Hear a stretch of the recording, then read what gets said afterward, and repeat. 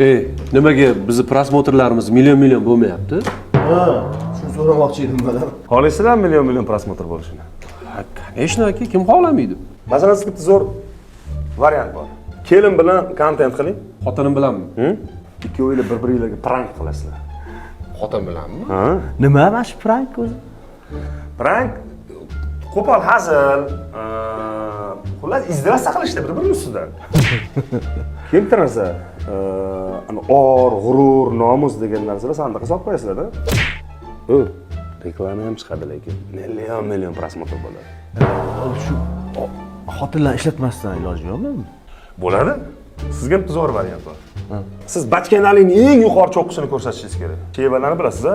Ikkita loh odam rolini o'ynaysiz. Keyin so'kinish kerak. Instagram ozgina so'kinib turganini yoqtiradi. Tez ozgina tushasiz. Internetda chiqadigan aqli zaiflar, jinniroq odamlar bo'ladi-ku. O'shalarning ustida kulasiz.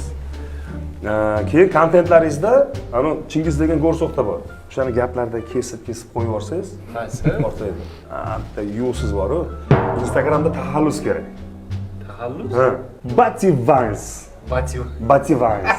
Ki sizga ham masalan Ice-T Vines. Qalay bo'ladi? Ice-T Vines. Bitta zo'r burilish nuqtasi bor. Shu joyda ehson qilasiz.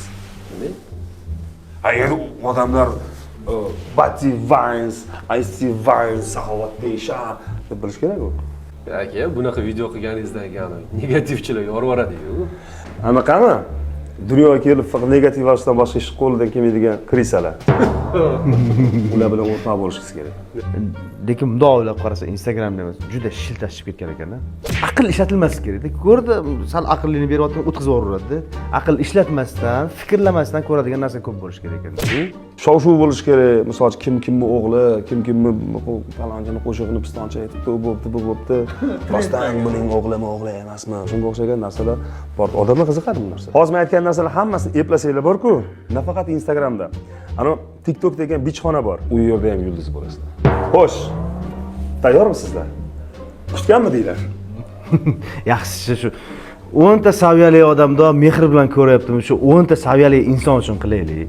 Xo'sh, Baxtiyorjon. O'zimni do'ppim yaxshi ekan.